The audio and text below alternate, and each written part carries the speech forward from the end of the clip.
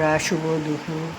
হ্যাঁ, আজকে কী কী রান্না করেছি আমি নিজেকে নিয়ে দেখাবো না। আমার শরীর প্রচণ্ড খারাপ, জ্বর, খুব কষ্ট হচ্ছে। যাই হোক বন্ধুরা, তোমাদের তো রোজই দেখাই খাবারটা। এই জন্য একটুখানি ভাত নিলাম তোমাদের সঙ্গে। উচ্ছে আলু সিদ্ধ। হ্যাঁ, আজকে রান্না করতে ইচ্ছেই করছিল না, এত শরীর খারাপ না। তোমাদের কী বলবো বন্ধুরা, উচ্ছে আলু সিদ্ধ।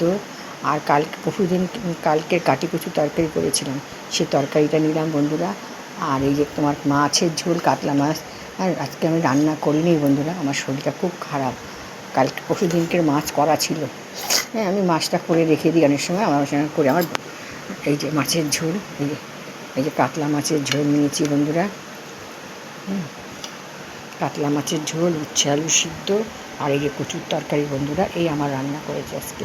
আমি আজকে তোমার উচ্ছে আলুটা সিদ্ধ দিয়েছি, ভাতটা করেছি, আর কিচ্ছু করিনি। শরীর ভালো, আমার প্রচণ্ড খারাপ।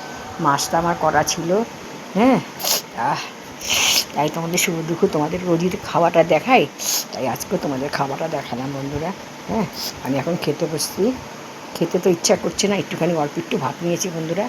হ্যাঁ, অল্পই ভাত নিয়েছি, তাও তোমার খেতে হবে। এই আমার ইচ্ছাই ছিল না, কিন্তু ঘর দোয়ার আবার পরিষ্কার করলাম আজকে।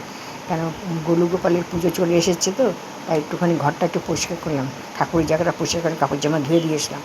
হ্যাঁ, এর মধ্যেও আমি করে দিয়েছিলাম, দোকানেও গেছি। যাই হোক বন্ধুরা, কথা বলতে পারছি না, এখন দুটো ভাত খেয়ে ওষুধটা খাবো তো রাখলাম।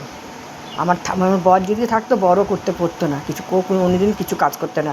মানুষের বররা কাজ করে, তার ন্যাকামি পানাকার বর করে না।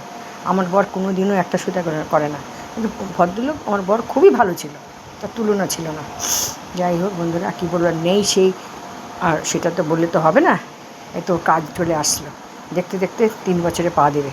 এই দুর্গা পূজা আসলো, মনটা খুব খারাপ লাগে টাইমটায়। কেন, ও তো এগুলো পূজা পেলে সব কিছু ওই করতো।